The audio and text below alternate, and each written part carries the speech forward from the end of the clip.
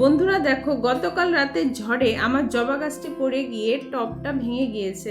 তাই ভাবলাম আজকে জবা গাছটি একটু রিপোর্টিং করি। এর জন্য আমি সাইডের শেকড়গুলো কেটে নেব। শেকড়ের জন্য টবের মাটিটা শক্ত হয়ে গেছে আর গাছটাও বাড়ছে না, মাটিটা জমে গেছে। এর জন্য আমি এক্সট্রা শিকড়গুলোকে কেটে নিচ্ছি। এক্সট্রা শেকড়গুলোকে কেটে নিয়ে আমি এটাকে আবার টবে নতুনভাবে বসাবো। বছরে একবার করে রিপোর্টিং করলে গাছের স্বাস্থ্য ভালো হয়, ফুল প্রচুর ফোটে। এক্সট্রা শেকড় কাটা হয়ে গেছে। এবার আমি গাছটাকে টবের মধ্যে বসিয়ে দিচ্ছি।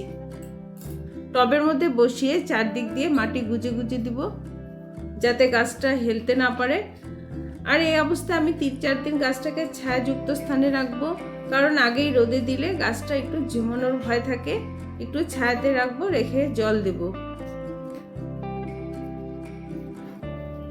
গাছটাকে আমি বসিয়ে নিলাম।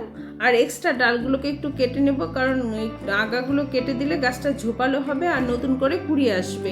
এইভাবে আমি জবা গাছের রিপোর্টিং করে নিলাম। আর ভিডিওটি ভালো লাগলে আপনারা একটি লাইক করে চ্যানেলটি সাবস্ক্রাইব করে দেবেন। দেখা হবে পরের একটি নতুন ভিডিওতে। আজকের জন্য টাটা।